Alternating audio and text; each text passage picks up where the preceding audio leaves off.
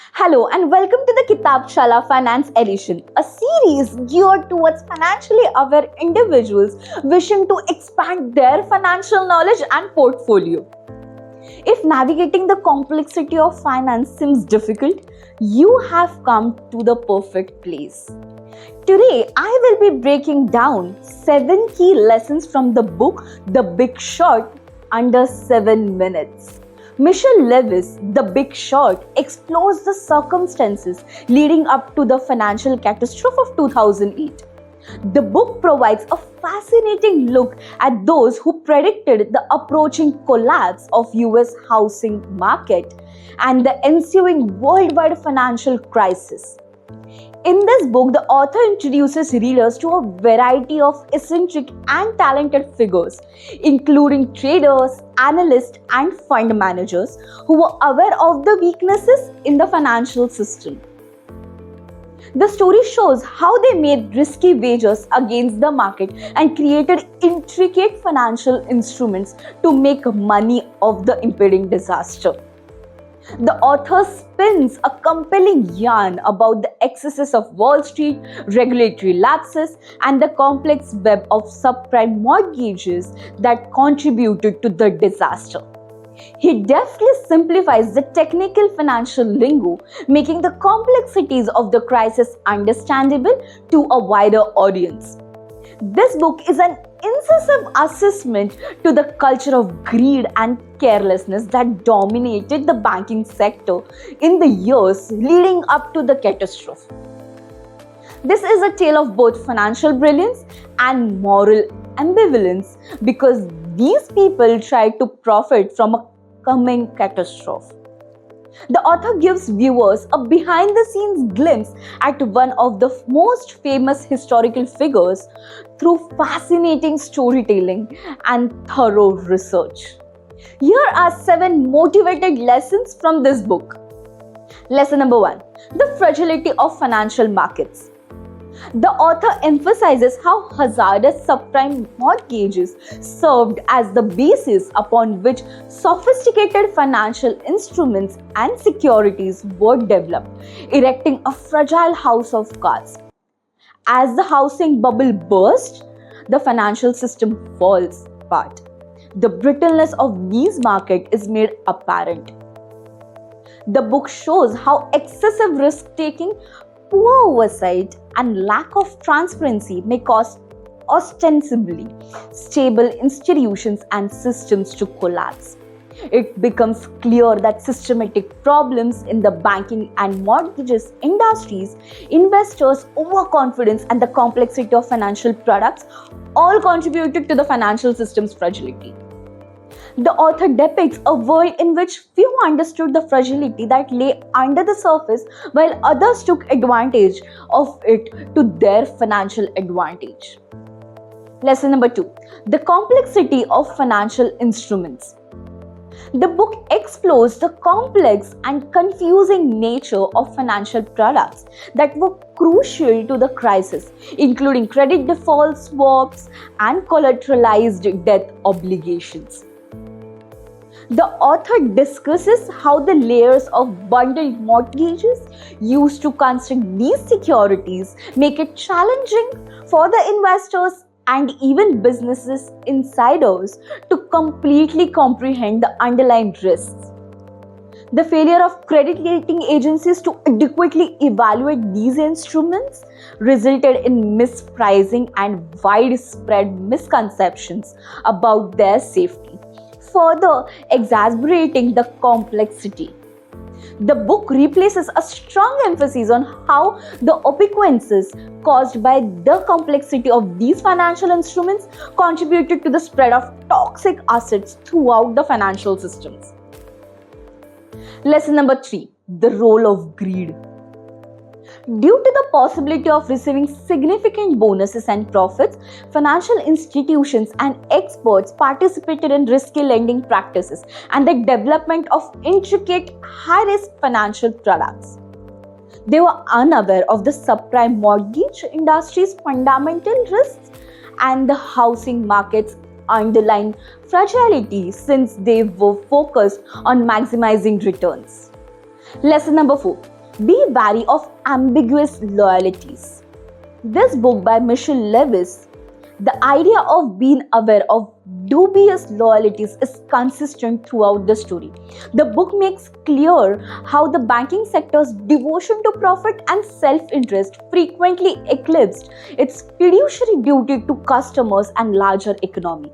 Conflicts of interest existed between investment banks and credit rating agencies since they made money both by developing complicated financial products and by giving those product ratings. Mortgage lenders' actions, which put short-term profits over borrowers' long-term welfare, also revealed ambiguous loyalties. Due to commissions and other incentives, brokers encouraged borrowers who couldn't afford them to take out subprime mortgage. The issue was ultimately exacerbated by this ambiguity in loyalty. Lesson number 5. Be cautious with debts. The book emphasizes how reckless and inflated lending practices, especially in the housing market, were a key factor in the 2008 financial catastrophe. With adjustable interest rates and low beginning payments frequently offered to borrowers with bad credit records, financial institutions were all too eager to extend loans, contributing to the debt bubble. The story demonstrates how responsible borrowers and organizations that understood the danger of subprime mortgages stood to gain. Those who were aware of these effects of over-leveraging and the possibility of loan default were in a position to benefit from the impending collapses. The movie The Big Short serves as a sobering reminder of the value prudent borrowing and lending, as well as the need to use prudence when building up debt. Lesson number 6. Information asymmetry. The book outspoken demonstrates how certain financial institutions, credit rating companies, and mortgage brokers had crucial knowledge about the approaching collapses of the housing market, while the general investing public was mostly in dark. Even though they were aware that sophisticated financial instruments linked to the subprime mortgages were fundamentally defective, information asymmetry permitted some Wall Street insiders to develop and benefit from these products. This informational imbalance also resulted in correct pricing and capital allocation, which ultimately contributed in 2008 financial catastrophe. The book's main characters were able to take advantage of this mismatch, betting against the market and generating huge profits since they were aware of the information, along with the flaws in the mortgage-backed security. Lesson number 7. The value of contrarian thinking. The book, based on real events leading up to the 2008 crisis, showcases individuals who saw the impending housing market collapse when most others were blinded by optimism. Contrarian thinking involves challenging prevailing beliefs and going against the crowd. In the context of the book, these contrarian investors questioned the widely accepted notion that the housing market would continue to flourish indefinitely. Their skepticism allowed them to identify opportunities for profits in the impending crisis, ultimately leading to the substantial gains. Contrarian thinking serves as a powerful reminder that blindly following the herd can be financially determinant. It encourages individuals to conduct independent research, critically assess information, and make decisions based on their own analysis rather than popular sentiment. In summary, this book by the author is a compelling and thought-provoking expose of 2008 financial disaster. The author creates a vivid portrait of the people who foresaw the impending collapses of the property and the banking system and made the decisions to act on their convictions through fascinating storytelling and rigorous research. The topics of greed, knowledge, asymmetry, and effects of unrestrained risk-taking inside the financial industry are highlighted throughout the book. The need of contrarian thinking and the usefulness of independent thought in navigating complex financial market is one of the book's main lessons. It serves as a lesson highlighting the necessity of openness, responsibility, and prudent lending. Think of this book as your financial treasure chest. But here is the catch. It's not about stuffing your head with information and figures. It's all about gaining access to that wisdom and incorporating it into your life. Books are more than simply information.